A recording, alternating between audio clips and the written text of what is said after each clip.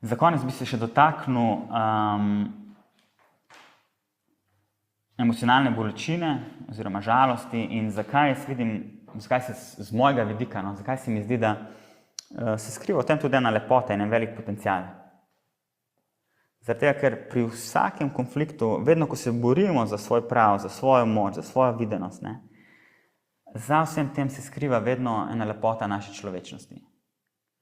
In kako lahko začnemo v bistvu vnašati še enkrat to lepoto te človečnosti, našega čustvovanja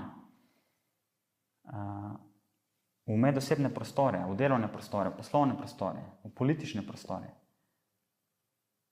Kako lahko raje, kot da se skrivamo za temi maskami funkcije, oblekami, masko določenega položaja, kako lahko v bistvu začnemo gledati skozi to in naslavljamo človečnost, ki se skriva za to funkcijo. Bodi si to politik, direktor. Za vsako to funkcijo se skriva človeško bitje. Kako lahko raje, kot da komuniciramo funkcijo s funkcijo, funkcija s funkcijo, oziroma določen položaj družbeni, kakršenkoli z določenim drugim družbenim položajem, kako lahko začnemo komunicirati in gledati drug na drugega z vidika človečnosti. Kako lahko v bistvu in zakaj, mogoče se komu zdi zdaj nesmiselno, v določene poslovne svetove ne spada ali pa politične ne spadajo čustva, to ne gre tja, to je pač za doma, Ampak na ta način jaz mislim, da plačujemo en velik davek, Ker puščamo sebe doma, ne dajemo svoje celovitosti notri v odnose.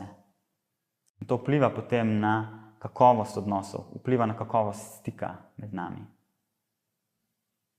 In kakovost stika, jaz mislim, da doprinese k temu, da je večji potencial, da bo več zadovoljstva, več motivacije, ko bom jaz bolj slišan, ko bom jaz bolj upoštevan, viden, ko boš tudi ti bolj slišan in upoštevan in viden, vsem tem, kar si, ne s tem, kar bi mogel biti, ne s tem, kar se spodobi, da si. Jaz mislim, da se začenja bistveno večati potencial sodelovanja in tudi motivacije, če govorimo o podjetjih.